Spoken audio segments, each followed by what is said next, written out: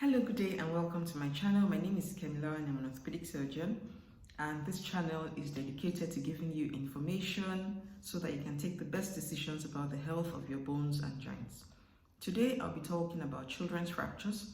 I'll be talking about types, healing times, how to stay safe, and how to look after your child after they have been successfully treated for a fracture. If this sounds like something you would find interesting, please stay tuned. Do subscribe, like, and kindly give me feedback. I have had some feedback saying that you'd like my videos to be a bit louder. I'm trying to come a bit closer to the mic to see if that works, and I'll be grateful for your feedback to see if this is useful. I have my notes as usual, and I will just look down at them from time to time. Okay, so I'll be starting with injuries to children's upper limbs. The upper limb is the shoulder, arm, forearm, wrist, and hand. Children can injure these areas quite often when they fall. Often a child is playing, falls, and the easiest thing to do is to try to break your fall by landing on your palm or landing on your wrist.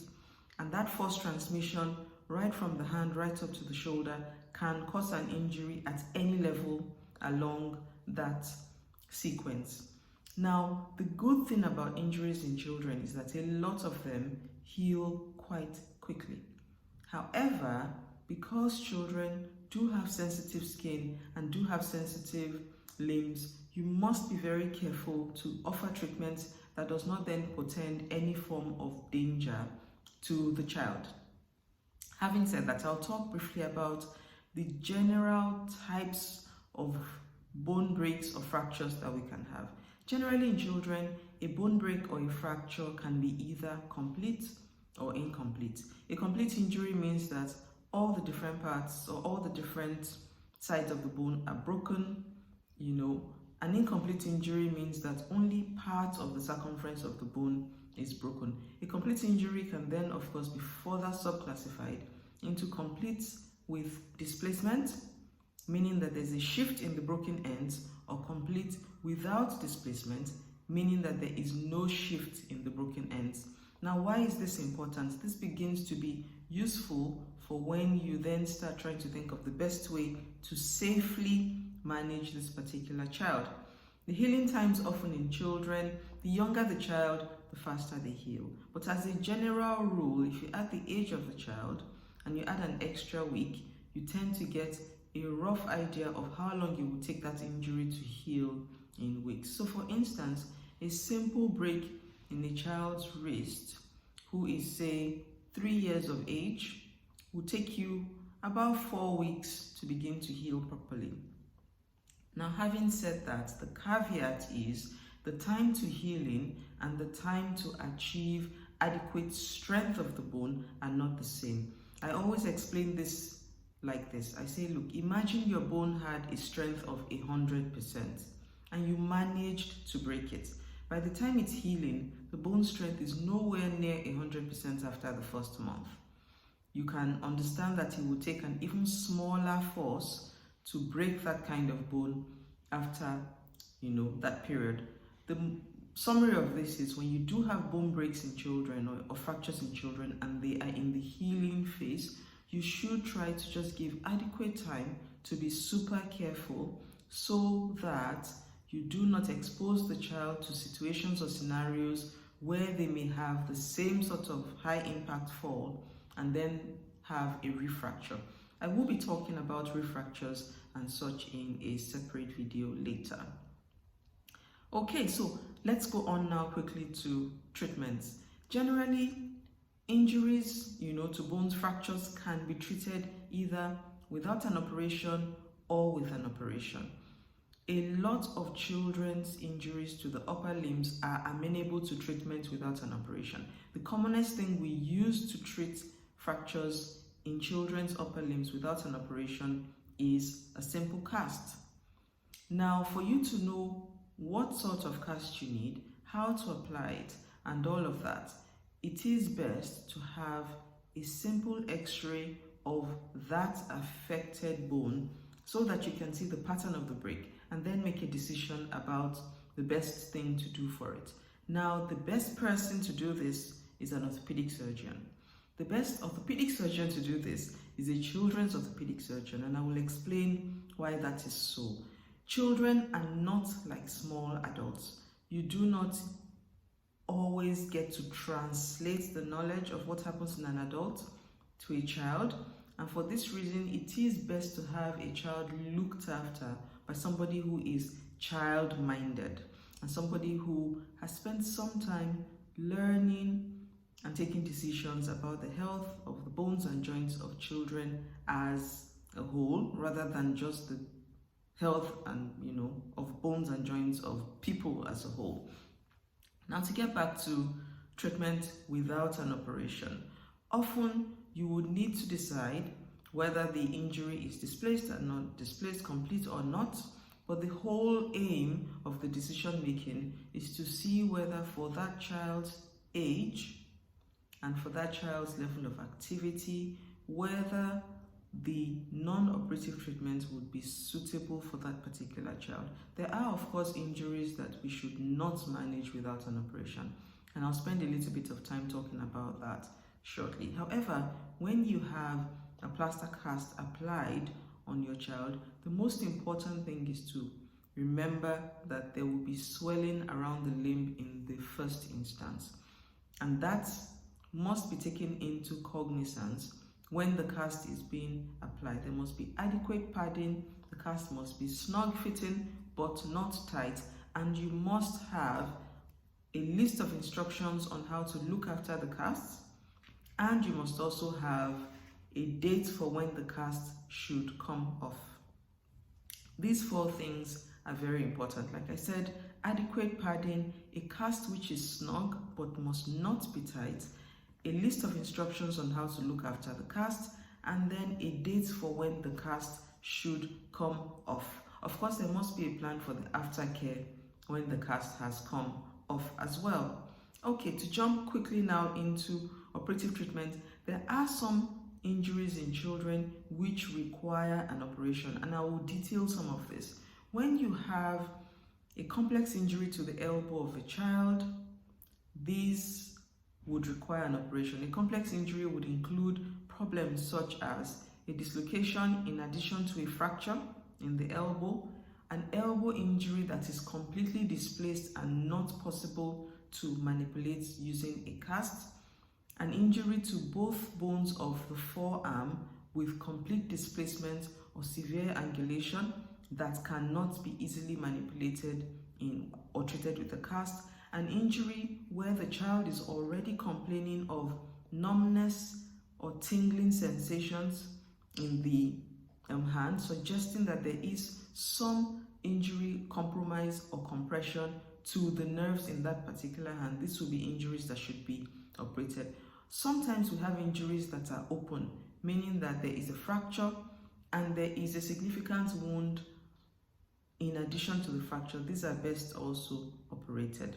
Now, the decision, like I said, to decide what should be operated and what should not be is best taken by your children's orthopedic surgeon. However, you should have a good idea about what you think you should take to hospital quickly and what you think may need an operation, and also at least you're psychologically prepared for the discussion in the hospital. Okay. Often, when we have surgeries for children's upper limbs, the healing times are not much different. We often still require a cast. Sometimes we may have to utilize hardware such as wires or plates to hold the bones in an appropriate position so that the child can then go on to good healing.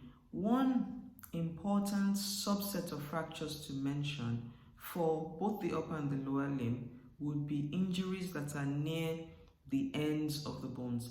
Bones in children grow from their ends, top and bottom ends, and any injury that is very near the top or the bottom end of the bone of a child may involve that growth area of a child called the growth plate, and these may have some affectation on growth in the long term. What do we do for such injuries? One, we have a lower timeline to getting them back into place. So you want to have an injury near the growth plate reduced as fast as possible. You want to have it treated with the minimum amount of force that is required so as not to cause further damage. And then you must watch such a child using x-rays and using clinical examinations for a period of about 1 year, because you need to then see if there has been any undue or adverse growth affectation. Okay, so I'll go through this now into injuries for the lower limb. Some of the principles I have mentioned already above are similar, and then I'll just highlight the differences. Now, the lower limb is any point along the line starting from your hip right down to your toes.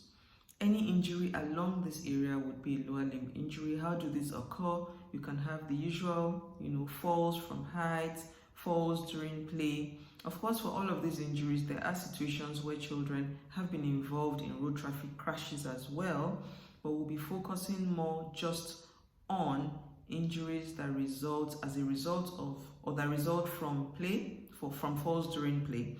Okay, so lower limb injuries, what are the types? You can have an injury along any of the length of the lower limb from top to bottom, like I said earlier.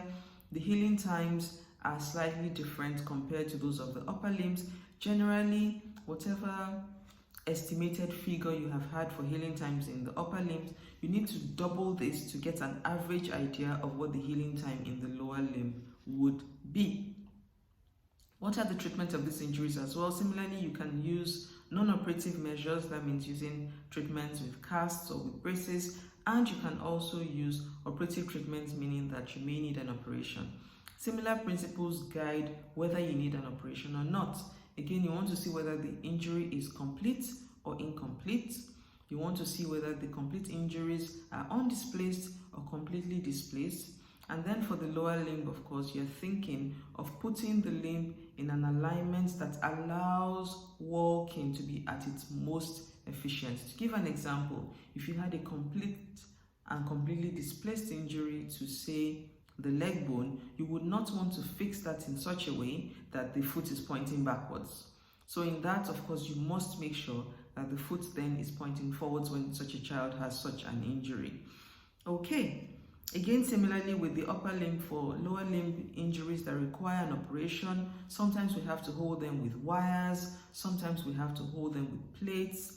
As a general rule, whenever you have wires or plates in children, these are generally removed when the injury has healed sufficiently enough to maintain its own strength without the help of the metalwork. Okay, now what are the problems that we have with treatments for children generally? Some of these, like I alluded to, including having treatments that are not safe when considering the fact that children are quite fragile in this sense, and I will explain. The most important problem that I have seen with treatment of fractures, either in the upper limbs or in the lower limbs, by persons who are not careful or not qualified enough to lead these treatments, is the application of a tight splint or a tight bandage. Now, I have explained before that most children's injuries will heal predictably, and the bulk of our job is just to make sure that they heal in a good alignment. While we are doing this, the application of splints and casts to a fresh injury where there is swelling must be done with the utmost care and caution, because if you do increase the amount of pressure that is on that limb, in addition to what has already been caused by swelling, you then have a situation where you can cut off the blood supply to that limb, and with a loss of blood supply, we will have death of the muscles, the nerves, and the skin, a condition that eventually leads to gangrene and could lead to the loss of that limb or even the loss of life. It is an absolute disaster when a small injury to a child which would heal normally on its own accord in 2 to 3 weeks is then allowed to progress to a situation where you have gangrene occurring because of the application of injudicious splints or injudicious casts. Now, as parents and as caregivers, this is the most important part of this talk, and the crucial thing is to pay attention to the child. If you have a child who has had any injury at all and who has had the application of a splint or of a cast of any form by any person, you must watch their pain and you must watch the level of perfusion of the fingers or the toes as appropriately. By pain, I mean the pain a child has following treatment should never increase, because we expect that the body should continue to heal progressively. The signs of danger are when you have pain that is progressively increasing, pain that is not responding to simple analgesics like your paracetamol and your ibuprofen, and pain that then begins to progress even further into things such as a pins and needles sensation called paresthesia, or into numbness. These are situations that should make you worry. In the extreme form, you will begin to see a change in the color of the fingers or the toes. In Africans, the fingers or the toes may become a darker hue, and if you wait long enough, they will become black, and as at this stage, the damage is irreparable and you will lose that limb. Now, how do you monitor for the perfusion and circulation in a child? It is simple. Leave the fingers and the toes exposed and touch them periodically and be sure that they maintain a normal warmth. They are not too painful when you wiggle them, and that the child is continuously able to wiggle them and move them himself or herself. The same applies to the toes. Now, if you do find a period when you feel that there might be a compromise of circulation, the safest thing to do is to get to the hospital at the earliest opportunity and have somebody check this. The earliest opportunity is immediately, in my opinion. Now, if for whatever reason you think you may not be able to get to a hospital on time, then the next safest thing is for you to take off the splint immediately, because it is much better for you to have a fracture that has healed in an abnormal position with a limb that is still alive than to have a fracture that has healed in a perfect position with a limb that is now dead. Now, for situations where you would have swelling in the hospital, in general orthopedic practice, we would apply for you a cast that allows room for swelling.